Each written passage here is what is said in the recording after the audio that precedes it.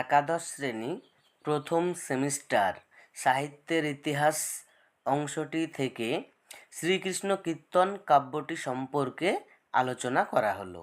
এসো তাহলে আলোচনা শুরু করা যাক। তুর্কি আক্রমণের প্রথম পর্বে প্রায় 150 বছর বাঙালির জাতীয় জীবন ও সাহিত্য জগতে দেখা দিয়েছিল বন্ধ্যা যুগ। রাজনৈতিক টানাপোড়েনের ফলে সাহিত্য ও সংস্কৃতির জগতে দেখা দেয় বিশৃঙ্খলা। যুগ জীবন হয় তমসাবৃত। এই অন্ধকারময় জগতে হঠাৎ আলোর ঝলকানির মতো দেখা দেয় বড়ু চণ্ডীদাসের শ্রীকৃষ্ণ কীর্তন কাব্য। আদি মধ্যযুগের শুরুতেই যে কাব্যটি উল্লেখযোগ্য তা হল বড়ু চণ্ডীদাস রচিত শ্রীকৃষ্ণ কীর্তন কাব্য। 1909 খ্রিস্টাব্দে বাংলা সাহিত্যের গবেষক পণ্ডিত বসন্তরঞ্জন রায় বিদ্যুৎবল্লভ মহাশয় বাঁকুড়া জেলার বিষ্ণুপুরের কাকিল্লা গ্রামের দেবেন্দ্রনাথ মুখোপাধ্যায়ের গোয়ালঘরের মাচা থেকে পুঁথিটি আবিষ্কার করেন। এটি বাংলা ভাষায় লেখা রাধা কৃষ্ণলীলা বিষয়ক প্রথম আখ্যান কাব্য। 1916 খ্রিস্টাব্দে বসন্তরঞ্জন রায় বিদ্যুৎবল্লভ মহাশয়ের সম্পাদনায় কলকাতার বঙ্গীয় সাহিত্য পরিষদ থেকে শ্রীকৃষ্ণ কীর্তন নামে মুদ্রিত ও প্রকাশিত হয়। পুঁথিতে প্রাপ্ত একটি চিরকুটে শ্রীকৃষ্ণ সন্দর্ভ লেখা পাওয়া যায়। অনেকেই মনে করেন বইটির নাম শ্রীকৃষ্ণ সন্দর্ভ ছিল। গবেষকরা মনে করেন এটি চতুর্দশ শতাব্দীর শেষ দিকে কিংবা পঞ্চদশ শতাব্দীর প্রথমার্ধে রচিত হয়েছিল। সুনীতি কুমার চট্টোপাধ্যায় তার ODBL গ্রন্থে প্রথম প্রমাণ করেছেন এই কাব্যের ভাষা ছিল বাংলা। শ্রীকৃষ্ণ কীর্তন কাব্যের মোট 13টি খণ্ড রয়েছে। জন্মখণ্ড, তাম্বুলখণ্ড, দানখণ্ড, নৌকাখণ্ড, ভারখণ্ড, ছত্রখণ্ড, বৃন্দাবন খণ্ড, কালীয় দমন খণ্ড, যমুনা খণ্ড, হারখণ্ড, বানখণ্ড, বংশী খণ্ড। শেষ হচ্ছে রাধা বিরহ। কাব্যটিতে কৃষ্ণের জন্ম থেকে মথুরা প্রবাস পর্যন্ত কাহিনী বর্ণিত। এই কাব্যের প্রধান 3টি চরিত্র হল রাধা, কৃষ্ণ, বড়াই। এবারে আমরা এইখান থেকে কিছু ছোট প্রশ্ন দেখে নিই। 1. আদি মধ্যযুগের বাংলা ভাষার একমাত্র নিদর্শন শ্রীকৃষ্ণ কীর্তন কাব্য। 2.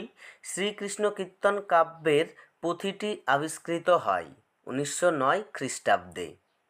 3. শ্রীকৃষ্ণ কীর্তন কাব্যটি প্রকাশিত হয় বঙ্গীয় সাহিত্য পরিষদ থেকে 1916 খ্রিস্টাব্দে। 4. শ্রীকৃষ্ণ কীর্তন কাব্যটি আবিষ্কার করেন বসন্তরঞ্জন রায় বিদ্যুৎবল্লভ মহাশয়। 5. বাংলায় লেখা রাধাকৃষ্ণ বিষয়ক প্রথম আখ্যান কাব্য শ্রীকৃষ্ণ কীর্তন কাব্য। 6. শ্রীকৃষ্ণ কীর্তন কাব্যের কবি হলেন বড়ু চণ্ডীদাস। 7. শ্রীকৃষ্ণ কীর্তন কাব্যের খণ্ড সংখ্যা হল 13টি। 8. গ্রন্থটিতে প্রাপ্ত চিরকুটে লেখা ছিল শ্রীকৃষ্ণ সন্দর্ভ। 9. এই কাব্যের মোট পদ সংখ্যা 418টি। 10. এই কাব্যটি লেখা হয়েছে তুলট কাগজে। 11. এই কাব্যে উল্লেখিত 2টি নদীর নাম যমুনা ও কালিন্দী। 12.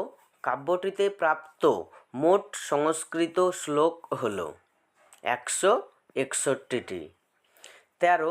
কাব্যটির প্রথম খণ্ডের নাম জন্মখণ্ড। 14. কাব্যটির শেষ খণ্ডের নাম রাধা বিরহ। 15. রাধা বিরহ খণ্ডকে প্রক্ষিপ্ত বলেছেন বিমান বিহারী মজুমদার। 16. এই কাব্যের কোন খণ্ডের নিজস্ব কোনো পদ নেই? যমুনা। 17. এই কাব্যটির বৃহৎ খণ্ডের নাম হল দানখণ্ড।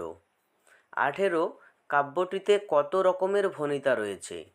3 রকমের ভণিতা রয়েছে।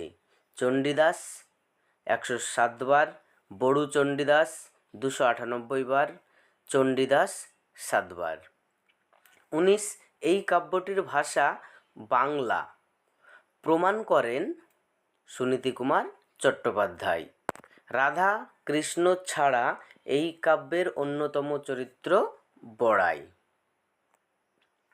21 এই কাব্যে রাধার বাবার নাম সাগর ঘোষ। 22 এই কাব্যে রাধার স্বামীর নাম আইহন ঘোষ। 23 এই কাব্যের আরাধ্য দেবী হলেন বাসুলি। 24 শ্রীকৃষ্ণ কীর্তন কাব্যটি উক্তি প্রতুক্তিমূলক নাটগীতি। এই হচ্ছে শ্রীকৃষ্ণ কীর্তন কাব্যটি থেকে বেশ কিছু গুরুত্বপূর্ণ প্রশ্ন, যেগুলি একাদশ শ্রেণীর প্রথম সেমিস্টারের জন্য খুবই গুরুত্বপূর্ণ।